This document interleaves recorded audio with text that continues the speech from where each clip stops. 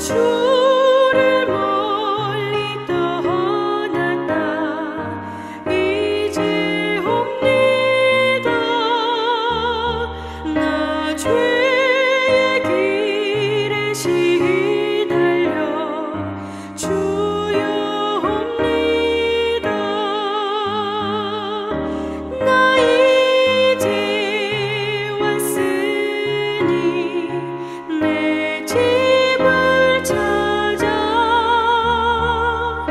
주여 나를 받으사 맞아 주소서. 그 귀한 세월 보내고 이제 옵니다. 나 뉘우치는 눈물로 주여 옵니다. 나 이제 왔으니 내 집을 찾아 주여 나를 받으사 맞아 주소서. 나 죄에 매여 고달파 이제 옵니다. 주 크신 사랑 받고자 주여 옵니다. 나 이제 왔으니 내 집을 찾아 주여 나를 받으사 맞아 주소서.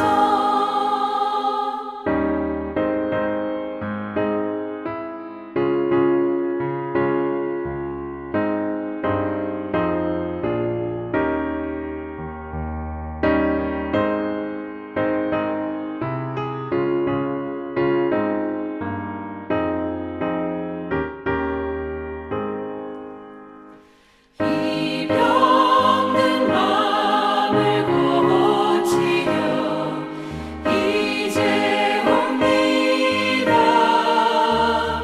그 힘과 소망 바라고 주여 옵니다.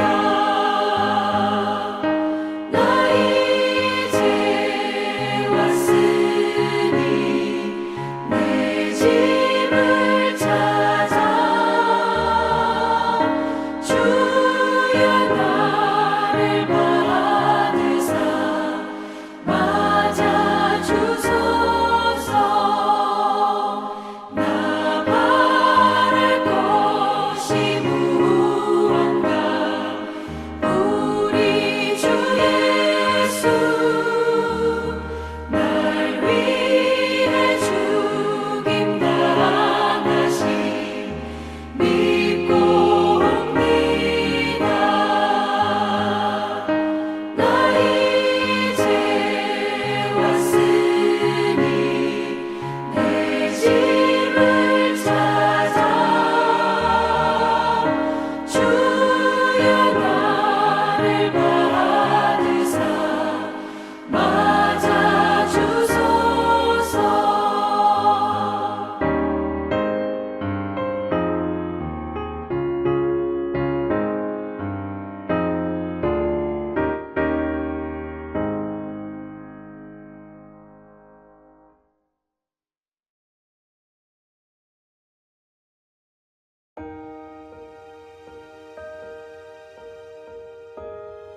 슬프다. 주께서 어찌 그리 진노하사 딸 시온을 구름으로 덮으셨는가. 이스라엘의 아름다움을 하늘에서 땅에 던지셨으며 그의 진노의 날에 그의 발판을 기억하지 아니하셨도다. 주께서 야곱의 모든 거처들을 삼키시고 긍휼히 여기지 아니하셨으며 노아사 딸 유다의 견고한 성체들을 허물어 땅에 엎으시고 나라와 그 지도자들을 욕되게 하셨도다. 맹렬한 진노로 이스라엘의 모든 뿔을 차르셨으며 원수 앞에서 그의 오른손을 뒤로 거두어 들이시고 맹렬한 불이 사방으로 불사름같이 야곱을 불사르셨도다. 원수같이 그의 활을 당기고 대적처럼 그의 오른손을 들고 서서 눈에 드는 아름다운 모든 사람을 죽이셨으며 딸 시온의 장막에 그의 노를 불처럼 쏟으셨도다. 주께서 원수같이 되어 이스라엘을 삼키셨으며 그 모든 궁궐들을 삼키셨고 견고한 성들을 무너뜨리사 딸 유다의 근심과 애통을 더하셨도다. 주께서 그의 초막을 동산처럼 헐어버리시며 그의 절기를 폐하셨도다. 여호와께서 시온에서 절기와 안식일을 잊어버리게 하시며 그가 진노하사 왕과 제사장을 멸시하셨도다. 여호와께서 또 자기 제단을 버리시며 자기 성소를 미워하시며 궁전의 성벽들을 원수의 손에 넘기셨으며 그들이 여호와의 전에서 떠들기를 절기의 날과 같이 하였도다. 여호와께서 딸 시온의 성벽을 헐기로 결심하시고 줄을 띄고 무너뜨리는 일에서 손을 거두지 아니하사 성벽과 성곽으로 통곡하게 하셨음에 그들이 함께 쇠하였도다. 성문이 땅에 묻히며 빗장이 부서져 파괴되고 왕과 지도자들이 율법 없는 이방인들 가운데 있으며 그 성의 선지자들은 여호와의 묵시를 받지 못하는도다. 딸 시온의 장로들이 땅에 앉아 잠잠하고 티끌을 머리에 덮어쓰고 굵은 배를 허리에 둘렀으며 예루살렘 처녀들은 머리를 땅에 숙였도다. 오늘도 주님의 말씀을 통해 위로와 세임을 얻으시길 소망합니다. 사람들은 보통 누군가에게 혼나거나 책망받는 것을 원하지 않습니다. 여러분도 그러하실 것입니다. 제가 전에 운전을 하면서 이찬수 목사님의 설교를 듣게 되었는데요. 그 당시 목사님은 백종원의 골목식당이라는 TV 프로그램을 통해 백종원 대표에게 꾸지람을 듣는 자영업자 사장님들을 보게 되셨다고 합니다. 그런데 목사님은 혼쭐이 나고 있는 음식점 사장님들을 보면서 부러운 감정을 느끼셨다고 합니다. 자신은 하나님이 명령하신 수많은 목회 비전을 수행해 나감에 있어서 자신이 잘하고 있는 것인지 물어볼 수 있는 백종원 대표와 같은 멘토가 없다는 것입니다. 옥하는 목사님이 살아생전에 이찬수 목사님에게 여러 조언을 해주셨지만 돌아가신 이후에는 그런 조언을 받을 수 있는 대상이 없다는 것입니다. 저는 이러한 목사님의 말씀을 들으면서 나를 올바른 길로 이끌어줄 멘토가 있는 것이 감사한 일이며 때로는 잘못하고 있는 부분에 대해서 혼나고 책망당하는 것 또한 축복이라고 생각했습니다. 만일 이러한 멘토와 그의 책망이 없다면 우리는 잘못된 길을 가고 있다는 사실조차 모른 채 인생을 낭비하며 실패한 인생을 살아갈 수도 있기 때문입니다. 사람의 멘토와 그의 조언도 이처럼 소중한데 우리의 인생을 주관하시는 하나님과 하나님의 말씀이 우리를 떠난다고 생각해 보십시오. 오늘 본문은 하나님이 떠나간 백성들의 슬픈 삶에 대해 묘사하고 있습니다. 하나님의 진노의 날이 임하자 하나님은 그분의 백성을 원수처럼 여기며 활을 당기셨습니다. 또한 하나님은 그의 백성들을 만나 주셨던 제단과 성소를 버리시고 백성들의 삶의 터전인 성벽과 성문을 모두 파괴해 버리셨습니다. 하나님의 진노가 임한 이유는 그의 백성 이스라엘이 하나님을 진심으로 사랑하지 않았기 때문입니다. 하나님을 경외하는 마음 없이 헛되이 절차만 따를 뿐이었습니다. 하나님은 그를 떠난 이스라엘 백성에게 불같은 진노를 쏟으셨습니다. 하나님의 진노가 얼마나 컸던지 사람이 도저히 감당할 수 없는 지경이 되었습니다. 놀란 본문의 저자는 당신께서 어찌 그리 진노하셨습니까? 말하며 이렇게 끔찍한 일이 일어나게 된 상황에 대해서 절망하며 탄식하였습니다. 한때 하나님의 영광이 가득했던 시온성은 이제 흑암으로 덮였습니다. 성 안에 있는 하나님의 언약궤는 그분이 임재하시는 곳으로 하나님의 발판이라 불렸는데 하나님은 이 언약궤 또한 기억하지 않겠다고 선언하셨습니다. 언약궤 외 하나님의 임재가 사라지면서 하나님께서 시온에 영원히 함께 계시겠다는 약속 또한 파기되었습니다. 하나님의 임재와 보호하심이 사라지자 하나님의 백성은 아무 소망도 능력도 없게 되었습니다. 이에 이방 군대들이 일어나 유다의 모든 소유를 약탈하였습니다. 주께서 야곱의 모든 거처들을 삼키셨다는 의미는 목자이신 하나님께서 그의 양떼인 이스라엘의 터전인 목초지를 삼켜서 없애버리셨다는 뜻입니다. 삶의 터전을 잃어버린 이스라엘 백성들은 견딜 수 없는 고통을 겪게 되었습니다. 첫째로 영토의 피해입니다. 성전뿐만 아니라 백성의 집들 또한 허물어졌습니다. 이방의 군대들과 싸우기 위해 방어선을 치고 있던 유다의 모든 성과 요새들은 강력한 군대의 침공을 받아 허무하게 뒤집혔습니다. 둘째로는 인적 피해입니다. 하나님은 불타는 진노로 유다 전역에 뿔을 꺾으셨습니다. 여기서 뿔은 정치적, 군사적 힘 또는 구원을 상징합니다. 그러므로 뿔이 잘렸다는 묘사는 유다가 모든 힘을 빼앗기고 구원의 가능성마저 잃었음을 보여줍니다. 전쟁의 패배로 유다는 멸망당하고 왕과 귀족들 그리고 지도자들은 이방 땅에 포로로 끌려갔습니다. 마지막으로 총체적 멸망입니다. 하나님이 긍휼을 잊으시고 오른손을 뒤로 거두어 들이심으로 유다는 멸망의 나락으로 떨어졌습니다. 유다의 모든 것은 불에 소멸되었습니다. 불은 하나님의 임재, 하나님의 진노, 군대의 침략을 통한 하나님의 심판을 상징합니다. 하나님은 원수들의 활을 사용하셔서 그들을 멸하시고 이방의 군대를 유다에 보내셔서 눈에 보이는 대로 백성을 죽이고 거처들을 불로 태우게 하셨습니다. 하나님이 이방의 군대를 이용해 유다의 궁궐과 성읍을 모두 무너뜨리셔서 유다는 적에 대항할 힘을 잃었습니다. 즉 유다의 구원은 원천적으로 봉쇄된 것입니다. 저자는 유다의 총체적 멸망으로 인해 낙심하여 하나님께 자신의 고통이 극에 달했음을 호소합니다. 계속해서 하나님께서 성전을 허무신 내용이 나옵니다. 본문에서 그의 초막이란 하나님이 거하시는 성전을 가리킵니다. 하나님이 그의 성전을 스스로 허무셨습니다. 또한 동산처럼이라는 표현은 에덴 동산을 떠올리게 하는데요. 창세기에서 하나님께서 인간의 범죄로 에덴 동산을 폐쇄하셨던 것처럼 유다의 범죄 때문에 그들의 동산인 가나안 땅을 폐쇄시키셨음을 암시합니다. 하나님께서 성전을 파괴하신 여파로 인해 성전에서 드려졌던 모든 제의적인 행위들을 할 수 없게 되었습니다. 하나님은 절기를 폐하시고 백성에게 절기와 안식일을 잊어버리게 하셨습니다.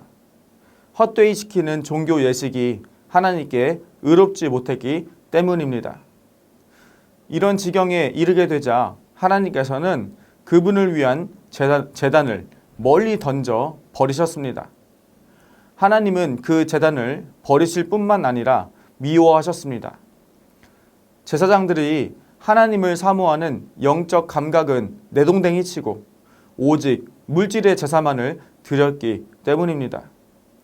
하나님께서 성전과 이를 둘러싸고 있는 성벽을 허무시자 절호의 기회로 여긴 이방 군대가 이스라엘을 침공하였습니다. 적의 침공에 당황하여 이스라엘과 유다 백성들은 공포에 사로잡혀 비명을 질러댔습니다. 그러나 하나님은 그들의 비명과 울음소리에 무감각하셨습니다. 그 이유는 그들의 아우성이 그들이 절기 때에 큰 소리로 외치며 시끄럽게 떠드는 헛된 소리와도 같았기 때문입니다. 절기 때의 백성들의 형식적인 울음소리나 적의 침공에 두려워 지르는 비명이나 하나님께는 의미 없는 것이 매 한 가지였기 때문입니다. 이 단락에서 저자는 유다의 지도자들이 당한 패배에 대해서 애통해야 합니다.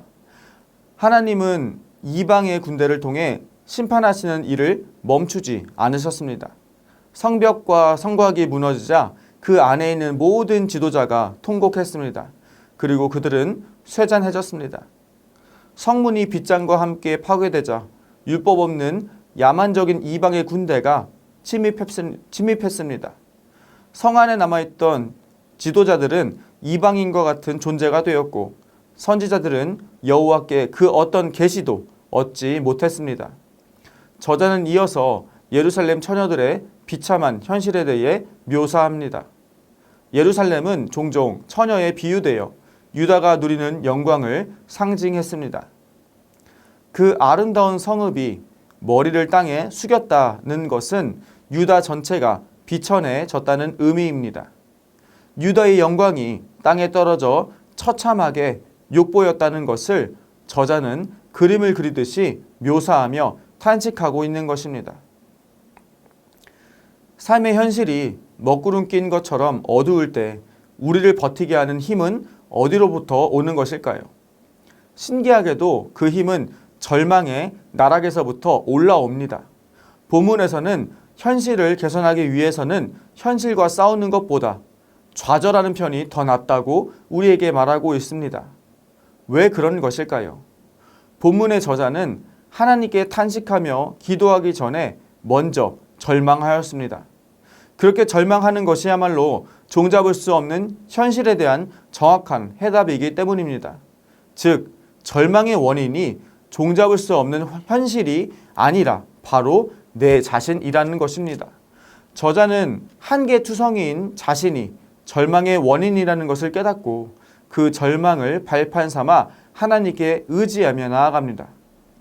스스로 할 수 있다는 교만함을 버리고 모든 것의 주권자 되시는 하나님께 탄원하는 것입니다. 그러므로 신앙생활에 기쁨과 환희만 넘쳐야 한다는 생각은 근거도 없고 현실성이 없는 신앙입니다. 불평에 가까울 정도로 하나님이 우리를 치는 손을 거두지 않으신다라고 절망을 표현하는 것이야말로 역설적으로 회복을 향한 디딤판이 되는 것입니다. 이것은 자기 부인, 자기 죽음과 같은 부정적인 신앙입니다.